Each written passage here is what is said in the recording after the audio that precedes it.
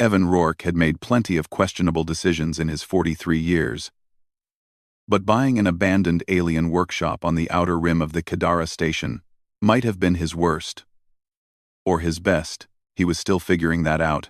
The previous owner, a Thalnari engineer named Crix, had vanished 6 months ago without a word. When the station authority finally auctioned off the property, Evan jumped at the chance. The price was suspiciously low, but he chalked it up to superstition. Aliens could be funny about disappearances. Humans, on the other hand, saw opportunity where others saw omens.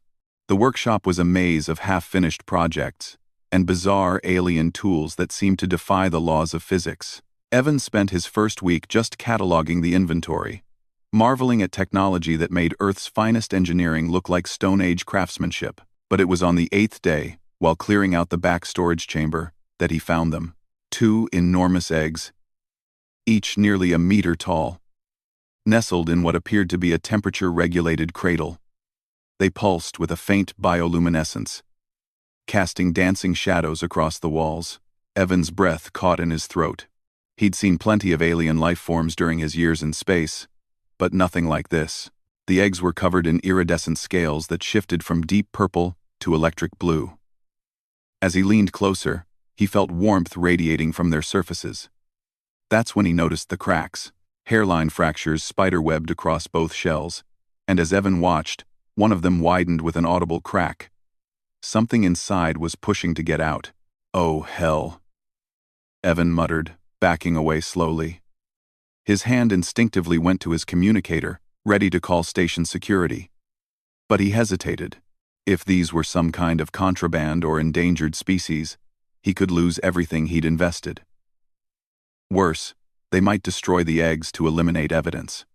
The human in him, the part that had survived corporate wars, asteroid mining accidents, and more than one first contact gone wrong, told him to wait, observe. Humans didn't get to the stars by running at the first sign of the unknown. He pulled up his workshop terminal and began searching the station's database.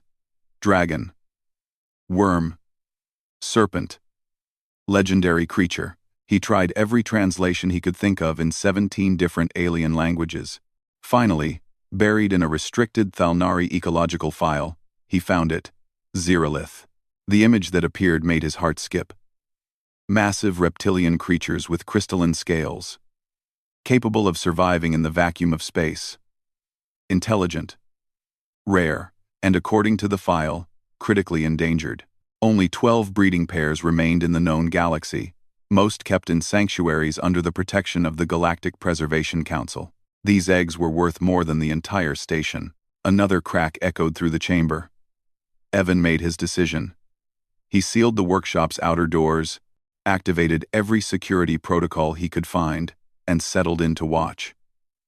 If something was about to be born, the least he could do was make sure it happened safely. The hours crawled by. Evan researched everything he could find about Xerilith hatchlings. They needed warmth, which the cradle was providing. They needed sustenance immediately after hatching, something called starfire crystals that stored concentrated energy. Of course, he had no idea where to find those on a dingy frontier station. Then he remembered the Thalnari's inventory. Crix had been an eccentric collector. If anyone would have rare materials, it would be him. Evan tore through the storage units with renewed purpose. In the third compartment, wedged behind a broken plasma welder, he found a small containment box labeled in Thalnari script. Inside, chunks of glowing crystal pulsed with the same bioluminescence as the eggs. He'd just returned to the hatching chamber when the first egg split open with a sound like shattering glass. A small snout pushed through, followed by a delicate head covered in scales that gleamed like polished sapphires. The creature's eyes opened brilliant gold with vertical slits and fixed directly on Evan. For a moment, neither moved. The hatchling studied him with an intelligence that was undeniable. Then, it opened its mouth and released a sound that was part chirp, part crystalline chime. "Hey there," Evan whispered, kneeling slowly.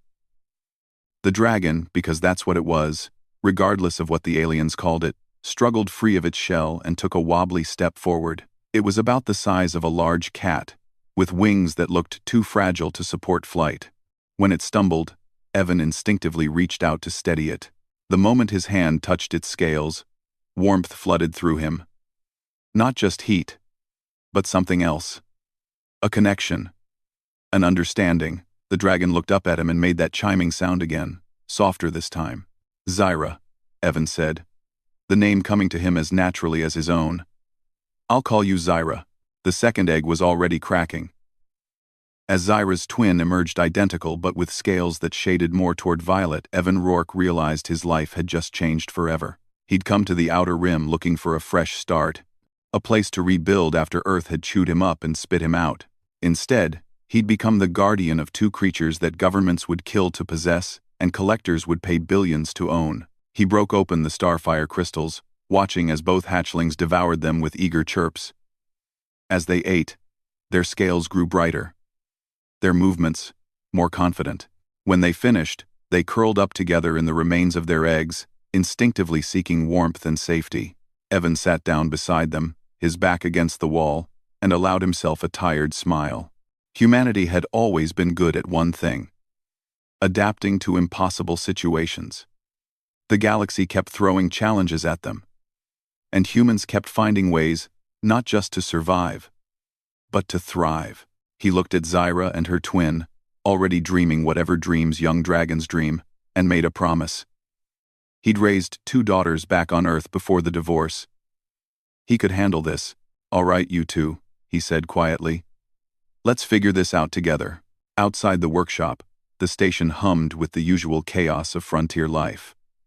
But inside, something new had begun, a bond between human and dragon that the galaxy had never seen before, and Evan Rourke, failed engineer and reluctant guardian, was ready to defend it with everything humans did best: stubbornness, ingenuity, and an absolute refusal to quit.